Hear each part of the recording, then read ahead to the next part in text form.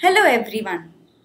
Today we will start our discussion on Unit 3, that is Tribal Development, Policies, Programs and Governance.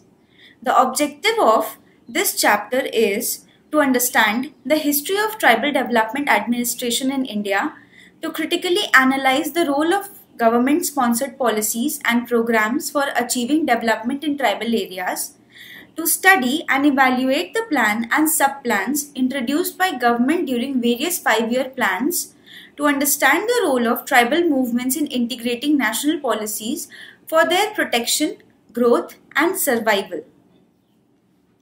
So, let's begin with the history of tribal administration. Tribal development administration has a very long history. It started much before India's independence. Tribal development administration has evolved over the years with changes in the schedule areas and among tribal people. Tribal areas in India were the last part of the Indian territory to come under the British administration. The nature of British administration before the revolt of 1857 was different from the nature after the revolt. Before the revolt, the administration was purely exploitative in nature. Tribal areas were inaccessible due to its different terrain. However, the British authorities were aware of the resourcefulness of the tribal areas. The development of transport and communication facilities opened the tribal areas to outside world. The British administration thereafter entered into the hills and forests that were inhabited by the tribal, and this led to the extension of the British rule in these areas.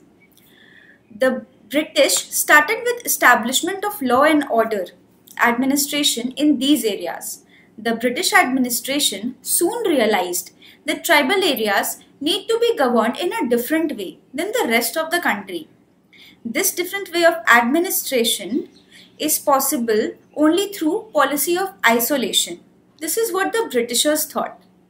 Though the Act of 1935 was different from the earlier legislation and had some welfare measures for the tribal, but moreover, in the pre-independent era, the isolation approach was preferred.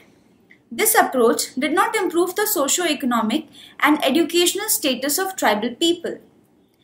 Valerian Elwin was a British-born anthropologist, ethnologist and tribal activist. His understanding of tribal came through his living with them. The preservation of tribal life in its complete richness became his life's goal. His opinion that tribal life needs to be protected from outside influence is based on his experience in the field.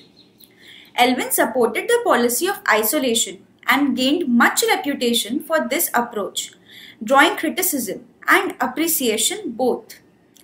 Elwin supported the policy of integration that Nehru pursued. The isolation spirit of protection was embedded in this approach. The approach of integration means integrating tribal people with the rest of the people without any impact on their cultural identity. Elwin was the man behind Nehru's policy and approach on tribal development. Nehru involved Elwin on all important affairs related to tribals. Jawaharlal Nehru approach of integration was different from approach of isolation and the approach of assimilation. He wanted to make a balance between the two extremes. Jawaharlal's approach of integration was implemented through 5-year plans and other policies.